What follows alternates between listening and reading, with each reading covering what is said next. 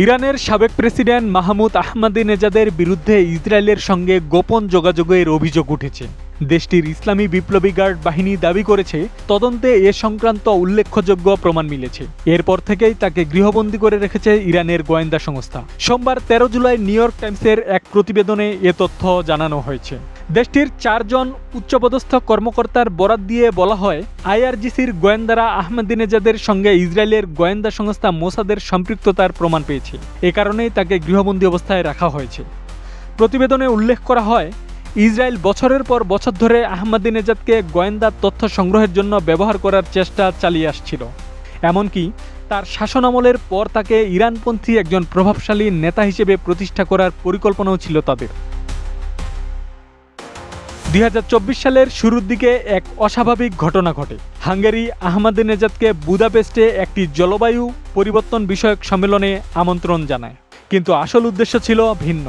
সম্মেলনের আড়ালে মোসাদের তৎকালীন প্রধান ডেভিড বার্নিয়ার সঙ্গে তার গোপন সাক্ষাতের ব্যবস্থা করা হয়েছিল। লুডোভিকা ইউনিভার্সিটি অব পাবলিক সার্ভিসের রেক্টর গেরগেলি ডেলি জানিয়েছেন, একজন উচ্চপদস্থ হাঙ্গেরীয় কর্মকর্তা তাকে আহমাদিনেজাদকে আমন্ত্রণ জানাতে অনুরোধ করেন। তাকে স্পষ্টভাবে বলা হয় যে সম্মেলনের আড়ালে আহমাদিনেজাদের সঙ্গে ইসরায়েলের গোয়েন্দা কর্মকর্তাদের গোপন আলোচনা হবে। নিজের ও বিশ্ববিদ্যালয়ের সুনাম নিয়ে উদ্বেগ থাকলেও শেষ পর্যন্ত তিনি আমন্ত্রণ জানাতে রাজি হন।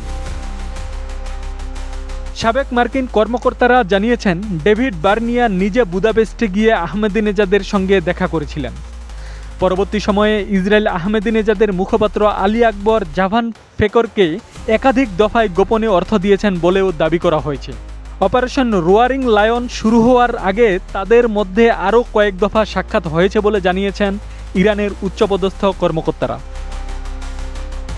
আইআরজিসির গোয়েন্দা শাখা এখন আহমাদিনেজাদকে হেফাজতে নিয়ে গৃহবন্দী করে রেখেছে। তবে নিউ ইয়র্ক টাইমস জানিয়েছে, এ বিষয়ে মোসাদের পক্ষ থেকে কোনো মন্তব্য করা হয়নি। আহমাদিনেজাদের মুখপাত্র আলী আকবর জাভান ফেকরও এ নিয়ে কোনো কথা বলতে রাজি হননি। আব্দুস সালাম, প্রজন্ম 24।